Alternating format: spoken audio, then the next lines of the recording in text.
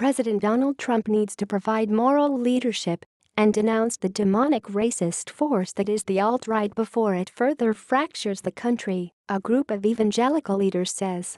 Danny Akin, president of Southeastern Baptist Theological Seminary in Wake Forest, along with other conservative leaders from North Carolina and across the country, have signed an open letter to the president stating that, although he has denounced the KKK and neo-Nazis and signed a joint resolution condemning white supremacy, he needs to go a step further.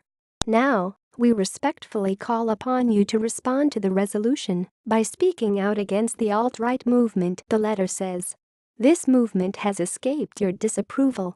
We believe it is important for this movement to be addressed, for at its core it is a white identity movement, and the majority of its members are white nationalists or white supremacists. This movement gained public prominence during your candidacy for President of the United States. Supporters of the movement have claimed that you share their vision for our country. These same supporters have sought to use the political and cultural concerns of people of goodwill for their prejudiced political agendas.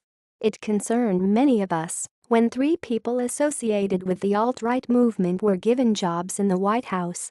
The letter, posted at unifyingleadership.org, goes on to say that the alt-right movement does not represent constitutional conservatism because the Constitution promotes the dignity and equality of all people. The core of the movement is the protection of white identity. Richard Spencer, a prominent leader in the alt-right movement, desires to transform our country into an ethno-state that serves as a gathering point for all Europeans. The letter asks Trump to join with many other political and religious leaders to proclaim with one voice that the alt-right is racist, evil and antithetical to a well-ordered, peaceful society. Failure to do so, the signers say, will lead to an expansion of the racial divide in America. We cannot be divided and still defeat this new demonic racist force, the letter says.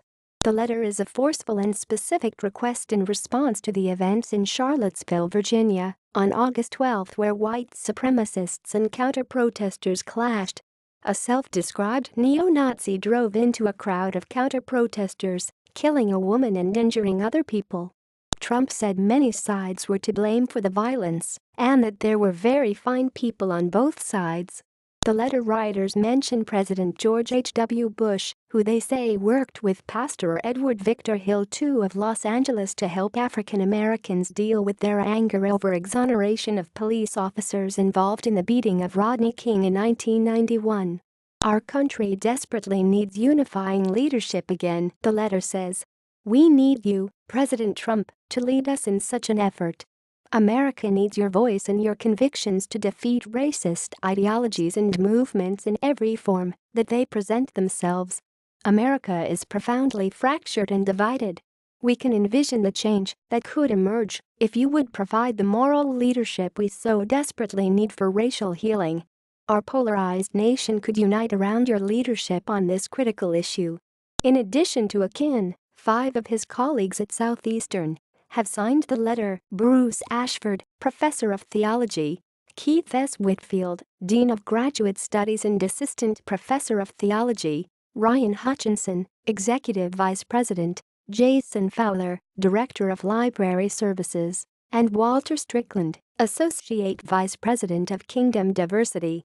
Other signers from North Carolina include the Rev. James D. Gaillard, pastor of World Tabernacle Church in Rocky Mount; J.D. Greer, pastor of Summit Church in Raleigh; Neil Thornton, pastor of Coates Baptist Church in Harnett County; and Ashley Marivatori Gorman, an author and Bible teacher in Durham. Several Southeastern Seminary students also have signed. One of the signers, the Rev. Samuel Rodriguez, president of the National Hispanic Christian Leadership Conference, is a member of the president's Evangelical Advisory Board.